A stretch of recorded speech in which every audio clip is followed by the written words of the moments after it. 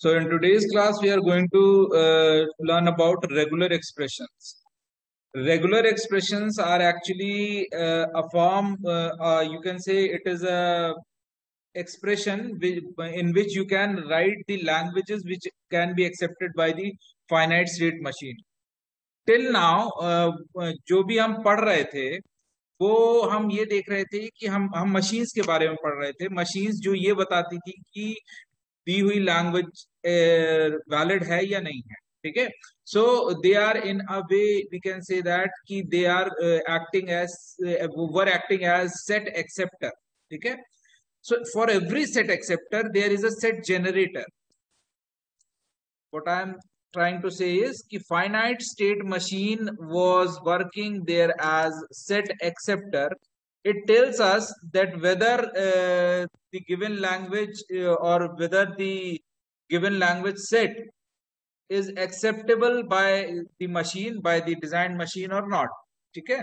और अगर हम उसी के करस्पॉन्डिंग बात करें कि सेट जनरेटर क्या है, तो हमको वो लैंग्वेज सेट जो हमने लिखा है उसको रिप्रेजेंट करने के लिए एक एक्सप्रेशन, एक फॉर्मूला कुछ होना चाहिए which can explain total the language set which have been illustrated in front of us. Sometimes जैसे यहाँ लिखा हुआ है, अगर आप देखें यहाँ पर लिखा हुआ है कि L is equals to 0, 00, 000, 4 times 0 and so on. So what does it means? It means that we are considering any number of zeros excluding epsilon, right? So there must be, because this is an infinite set, we cannot write each and every string of this language set in our page. So there must be some method to write down this thing. So how to write down this thing can be done by the help of this regular expression topic. ठीक है। ये regular expression जो है इसकी help से हम उसको formalise करते हैं, हम उस लैंग्वेज सेट के लिए एक एक्सप्रेशन लिखते हैं। So regular expression here works as a set generator, right? Because यहां पर हम क्या करते हैं कि जो भी एक्सप्रेशन हम लिखते हैं, just a second, so regular expression is actually acting as set generator. Why so? Let me explain. This set generator actually it is an expression which explains or which expounds all the strings of that language set. बस हमें उसमें values रखना है and our set will be generated. ठीक है। This is a mathematical form. अगर आप उसी language set के नीचे देखें आप, this one is actually mathematical notation. यहाँ पर ये हमने क्या किया, एक लैंग्वेज सेट को एक मैथमेटिकल नोटेशन से रिप्रेजेंट किया है। But not all the times this thing works. हमें उसके लिए कोई एक प्रॉपर नोटेशन चाहिए। That proper notation is being provided by regular expression. Now एक और चीज है रेगुलर एक्सप्रेशन के बारे में जो आपको समझना चाहिए कि ये जो भी लैंग्वेज सेट है जिसके लिए हम अगर फाइनाइट स्टेट मशीन बना सकते हैं, उसके लिए हम एक रेगुलर एक्सप्रेशन भी लिख सकते हैं। That means it will be always be called as regular set and vice versa will also be applied here. That means if we can write regular expression for any language set, that means we can also make its finite state machine. ठीक है। अब regular expression लिखते कैसे हैं, क्या उसमें operands होते हैं, क्या ऑपरेटर्स होते हैं, ये हम समझते हैं। because any expression will have two things in it. First one is operands and second one is operator. तो यहाँ पर नीचे लिखा हुआ है, if you can see that regular expression comprises of this regular expression comprises of first thing is epsilon यानी null string, because epsilon is also a string having no length, no value, right? So epsilon will also be considered in regular expression. And how to prove it that epsilon is a regular expression? So can you make the machine of the question will arise if you have to prove that whether particular given thing is a regular expression or not, तो आपको करना क्या है, आपको एक machine बना देनी।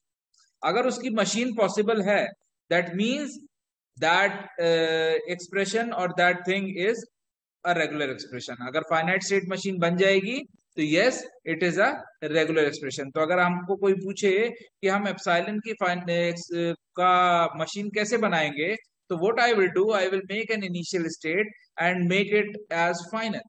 What will happen, this becomes the machine of epsilon, because जैसे ही मशीन स्टार्ट होगी बिना कोई एफर्ट किए वो इनिशियल से फाइनल पे पहुंच गई। So this is a machine of epsilon. So hence it is proved that it is a regular expression. Now any possible input alphabet, कोई भी input alphabet आप रखो, चाहे वो A हो, B हो, 0 हो, 1 हो, 2 हो, whatever you are considering it for your scenario, अगर उसको हम इंडिविजुअली रखते हैं then it will be a regular expression also. Because चलिए हम कोई एक इनपुट अल्फाबेट को लेकर देखते हैं। कोई एक इनपुट अल्फाबेट लिया, जैसे मैंने लेट्स से ए, तो मेरे को ए की अगर मशीन बनानी है तो what I will do, I will make an initial state and a final state and by taking small a I will reach to final state. ये ए की मशीन बन गई। आप इसी ए की जगह आप अगर बी रख दीजिए, ये बी की मशीन बन जाएगी। 1 रख दीजिए तो ये 1 की मशीन बन जाएगी। तो अगर कोई इंडिविजुअल इनपुट अल्फाबेट आ रहा है उसकी मशीन भी बनाना पॉसिबल है। Hence it is prove that this is a regular expression. Third thing which is expounded here is that these above operands, कौन कौन से ऑपरेंड्स, एप्सिलॉन और इनपुट अल्फाबेट्स, अगर इनको हम कंबाइन करके कुछ ऑपरेटर्स के साथ रख दें तो जो रिजल्ट मिलेगा वो भी रेगुलर एक्सप्रेशन ही मिलेगा। कैसे, वो समझते हैं, जस्ट अ सेकेंड। वो ऑपरेंड्स क्या, ऑपरेंड्स तो हमने पढ़े, ऑपरेंड्स क्या है, इनपुट अल्फाबेट और एप्सिलॉन्स आर ऑपरेंड्स। नाउ अब हमें ऑपरेटर्स पढ़ने हैं, ठीक है। ध्यान दीजिएगा, मैंने यहाँ पर आपको क्या बताया है, अभी फिर से मैं बता दे रहा हूं एक बार। पहली चीज हमने पढ़ी है ऑपरेंड्स। ये ऑपरेंड्स क्या है, ऑपरेंड्स आपने ऊपर पढ़े। First operand is was epsilon and second operand was these input alphabets, ठीक। इनपुट अल्फाबेट या एप्सिलॉन में से कोई भी ऑपरेंड के फॉर्म में आपके पास आ सकता है, ठीक। अब इन ऑपरेंड्स को अगर हम कुछ ऑपरेटर की हेल्प से कंबाइन करके रखें, एक एक्सप्रेशन बनाएं, that thing will also be called as regular expression. So what are those operators? Let us see. So those operators are these 4 operators we use in our regular expression. First one is concatenation operator. Second one is union operator. It is written like this. Suppose concatenation operator को मैंने आपको first class में भी समझाया था। इसमें अगर आपके पास कोई स्ट्रिंग A है, दूसरी स्ट्रिंग B है, if you write it if you want to concatenate it, you have to write it A dot B and then after concatenation it will become one string AB only, ठीक है। Now union की बात करें तो union operator is actually behaving here like union operation of set theory. It is written like this, A plus B, ठीक है। अगर आप यहाँ ध्यान दें तो यहाँ पर हमें 2 ऑपरेंड्स की जरूरत पड़ रही है if we have to perform the operation. आप यहां देखिए, हमें 2 ऑपरेंड्स की जरूरत पड़ रही है और ऑपरेटर हमारे पास बीच में एक लिखा हुआ है ये। तो which type of operator is this? This is a binary operator because for performing the operation you need 2 operands to be present there to perform the operation. So first 2 operators, that is concatenation operator, which is represented by dot sign, and union operator, which is represented by plus sign, are binary operators. Okay. Now next 2 operators, which are clean closure and positive closures, are unary operators. Please ध्यान दीजिएगा, यहां पर ये unary operator है, confuse नहीं होना है। Clean closure के साथ तो कोई प्रॉब्लम नहीं है, इसको हम एस्टेरिस्क से रिप्रेजेंट करते हैं और जब भी हमें लिखना होता है तो हम किसी भी स्ट्रिंग या किसी भी लैंग्वेज के सुपरस्क्रिप्ट में ये चीज लगाते हैं। जैसे हम लिखते हैं 2 to the power 3, तो पावर 3 यानी सुपरस्क्रिप्ट में हम लिख रहे हैं उसको 3 को। सिमिलरली हम एस्ट्रिक्स को हम सुपरस्क्रिप्ट में लिखेंगे किसी भी ऑपरेंड्स के साथ, then it will be considered as clean closure. What does it mean? I'll explain it later. Second thing is positive closure. Now you have to pay attention here that positive sign plus sign is also used for positive closure, and positive sign plus sign is also used for union operator. But where the difference lies is that it is a unary operator. ठीक है, ये क्या है, ये unary operator है. तो आप देखिए इसको लिखने का तरीका क्या है. हमने ए सुपरस्क्रिप्ट में प्लस लिखा है. That means it will be written with one operand. So whenever a plus sign is written with one operand, it will be considered as positive closure, and whenever it is written with two operands, it will be considered as union operator. तो ये चार operators आपको समझ पढ़ने हैं. अब इनको हम कैसे रेगुलर एक्सप्रेशन में यूज करेंगे, लेट अस सी. सबसे पहले कॉन्कैटिनेशन ऑपरेशन समझते हैं क्या होता है. Suppose you have got two language set. I am taking very simple example to make you understand what and how these operation will work. So first of all, I've taken concatenation operation into the consideration. So I've taken two languages here. First one is L1 and second one is L2. Okay, L1 is having two strings, that is A and B, and L2 is also having two strings, that is 0, 1. There are two strings 0 and 1. Now whenever we concatenate these two language sets L1 and L2, जब भी हम इन्हें concatenate करेंगे तो what actually is going to happen, यहां पर L1 की सारी स्ट्रिंग्स L2 की सारी स्ट्रिंग्स के साथ कॉन्कैटिनेट होगा, जुड़ जाएगा, ज्वाइन हो जाएगा. जैसा आपको अगर याद हो कार्टेशियन प्रोडक्ट में होता है A0 A1 B0 B1 means A will be written with all the operands of L2. Here A0 will be written with A will be written with 0 and 1 both, and similarly B will be written with 0 and 1 both. So you will get A0, A1, B0, B1. You in the concatenation operation, in the resultant set, you will be getting four strings. Those are A0, A1, B0, B1. Now similarly, union operation की बात करें तो union operation is just as is the operation which symbolizes or signifies its names. Union operation. Union operation you all have studied in set theory. That union operation में हम दोनों set के elements को join करके साथ में रख देते हैं, और कोई repeating element होता है उसको हम सिर्फ एक बार रखते हैं. तो आप यहाँ देखें, you have got L1 with you, you have got L2 with you. Those the sets L1 L2 are same जो हमने पहले कंसिडर किया था. अब हम जब इसको यूनियन करते हैं तो हम इसके बीच में प्लस का साइन लगाते हैं. What does this plus sign means, that we are actually doing the union operation जैसा मैं सेट थ्योरी में करता था. तो यहाँ पर जो मुझे मिलेगा वो मिलेगा एलिमेंट्स 0, 1, A एंड B. मैं दोनों को मिलाकर यहाँ पर रख देता हूँ. सपोज किसी लैंग्वेज सेट में कभी भी रिपीटिंग एलिमेंट्स दो बार नहीं लिखे जाएंगे, एक बार ही लिखेंगे. सपोज L2 में 0, 1 और B है, तो we will write it as 0, 1, A and B only. B will not be written twice. ठीक है. So this is union operation. तो ये दो बाइनरी ऑपरेटर आपने पढ़े. Now I will go on with unary operators. Unary operator में पहला है clean closure. What does clean closure means actually? Clean closure का मतलब है that means you are actually making all possible combination of that language. Suppose L1 is equals to लिखा है, एक L1 is a language set जिसका एक string है A. Okay, तो अगर आपको L1 asterisk यानी L1 का clean closure करना है, that means you are actually writing any possible combination of L1 including epsilon. The only difference between clean closure and positive closure is that in clean closure we are considering any possible combination of that language including epsilon, और positive closure में वही काम हम excluding epsilon करते हैं. तो आप देखिए यहाँ L1 का मतलब है A, उसमें एक ही string है A, तो वहां पर A, AA, AAA, 4 times A, 5 times A and so on लिखा जा सकता है. लेकिन इसमें एक और एलिमेंट है epsilon. Okay, so epsilon will be considered in clean closure.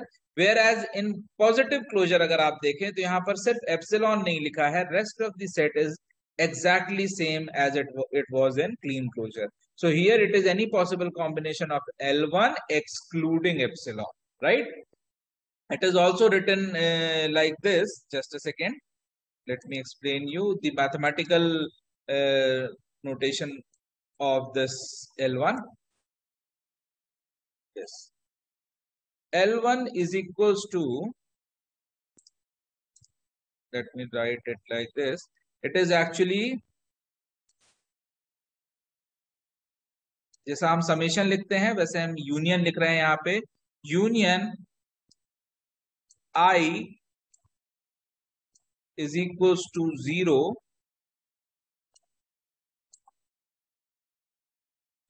I is equals to 0 to infinity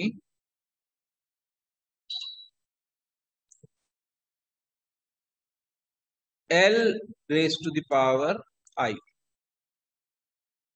So this is the formula for L asterisk actually. यहाँ पर मुझे asterisk लिखना चाहिए. L asterisk के लिए ये फॉर्मूला है. This big U represents the union. जैसे समेशन होता है तो यूनियन करने के लिए बहुत सारे सेट्स का यूनियन जब करना है तो we write it like this, the big U in front of that element. So I को 0 से स्टार्ट करेंगे तो आपको पता है कि if A raise to the power 0 लिख रहे हैं इसका मतलब एप्सिलॉन हो जाता है. अगर A raise to the power 1 लिख रहे हैं तो A हो जाता है. A raise to the power 2 लिख रहे हैं तो डबल A लिखते हैं, उसका मतलब A raise to the power 3 लिख रहे हैं दैट मींस ट्रिपल A लिखेंगे. उतने नंबर ऑफ टाइम्स रिपीट होगा. तो इस तरीके से हम इसको मैथमेटिकली रिप्रेजेंट कर सकते हैं. Similarly if you want to write L1 plus, so यहां पर हम लिखेंगे L1 raise to the power plus. The formula will be same, बस जो I की वैल्यू है दैट विल चेंज. क्या यहां पर I इज इक्वल्स टू 0 ना होकर I इज इक्वल्स टू 1 हो जाएगा. मतलब हम यहां पर 1 से शुरू कर Li की वैल्यू को यूनियन करेंगे. So this is L raised to the power I, or you can say L1 will be written here, L1 raised to the power I. I'm sorry, it is L1 actually. Okay, so L1 raised to the power I. Let me write it clearly. Just a second. It will be written something like this: L1 raised to the power I. Okay, so this is the mathematical formula for positive closure and clean closure. I hope you have understood this. Now, moving on further, now we have to understand that if we have to formulate machines from regular expression, how we are going to do it. So if we want to formulate machines from regular expression, suppose you have got two regular expression R and S. Okay, R is a different regular expression, S is another regular expression. Now for both these regular expression you have got machine. आपको पता है R की machine क्या है और S की machine क्या है. Now if you have to make a machine that accepts R plus S, R plus एक S एक रेगुलर एक्सप्रेशन अगर हम बनाते हैं तो इसकी मशीन कैसी बनेगी. तो आपके पास R की मशीन है, S की मशीन है, तो अगर आपको R plus S की मशीन बनाना है तो आप क्या करेंगे. Suppose this is a machine of R, this is machine of S. अंदर का अभी मैं डिस्कस नहीं कर रहा हूं क्या सर्किटरी है, that will differ from situation to situation.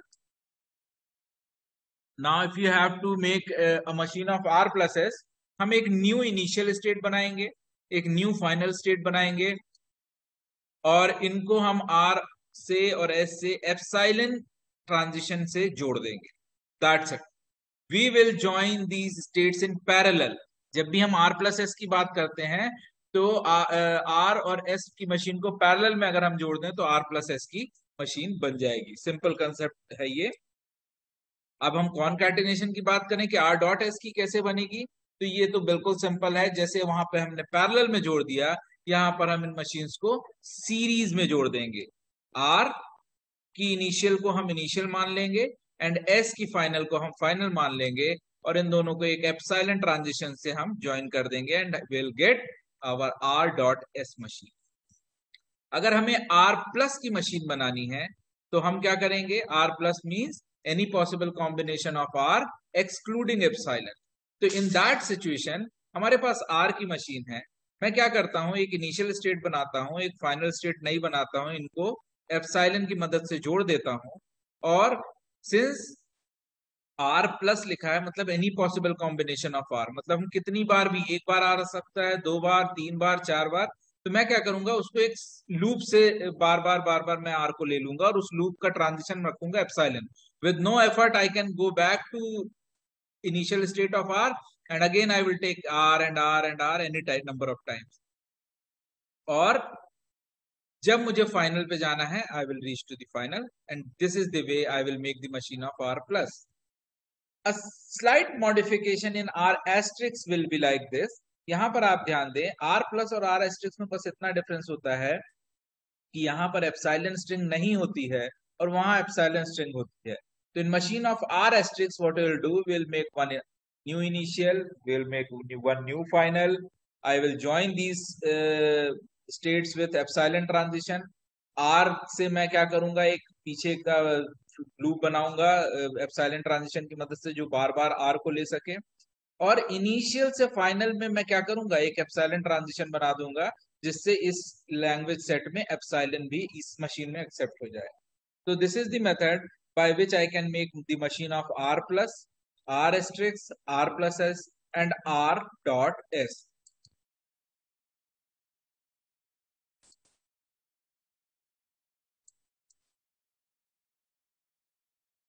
So after this concept, I will like to explain this concept with help of an example. Actually, I want to draw a machine of 0, 1 plus 1, 0 raised to the power asterisk. मुझे इसकी machine बनानी है। I am taking a small example. Most of you can make its machine directly, but I am just trying to illustrate the concept. ठीक है, आप वो समझिएगा। तो हम क्या करेंगे, मैं इस पूरे एक्सप्रेशन को I will break into smaller part. So the one smaller part I got 0, 1, तो मैंने 0, 1 की मशीन बनाई। I hope you all can make this simple machine. 0 और 1 लेकर मैं फाइनल स्टेट पर पहुंच रहा हूं।